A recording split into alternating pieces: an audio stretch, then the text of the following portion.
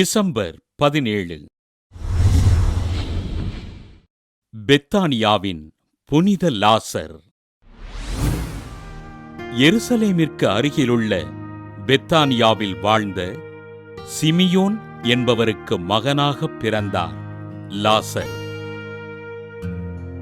ஆண்டவர் இயேசுவின் போதனைகள் மீது மிகுந்த ஈடுபாடு கொண்டிருந்த இவர் ஆண்டவரிடம் மிகுந்த அன்பு கொண்டு அவரது வார்த்தைகளை வாழ்வாக்கினார். உடல் நலமின்றி படுக்கையில் இருந்த லாசரை குணமாக்குவதற்கு அவரது சகோதரிகளான மார்த்தாவும் மரியாவும் ஆண்டவரை அழைத்து வர ஆள் அனுப்பி வைக்க அதற்குள் லாசர் உயிரிழந்தார்.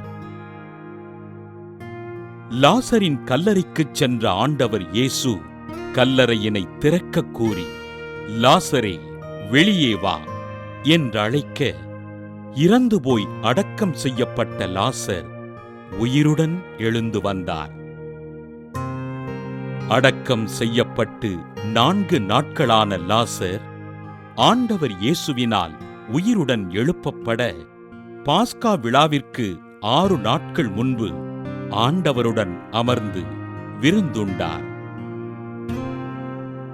ஆண்டவர் இயேசுவின் உயிர்ப்பிற்குப் பின்பு பேதுருவோடு சிறிய நாட்டிற்குச் சென்று நற்செய்தி பணிகளைச் செய்த லாசர் பவுல் மற்றும் பர்னபாசினால் கிதியோன் நகர ஆயராக நியமனம் செய்யப்பட்டார்.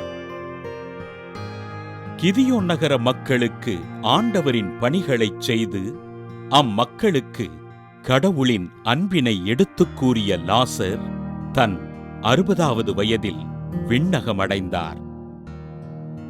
ஆண்டவரிடம் அன்போடிருந்து அவரால் உயிர்த்தெழப் பெற்று ஆண்டவரின் பணிகளைச் செய்த லாசரை திரு அவை புனிதராக உயர்த்தியது.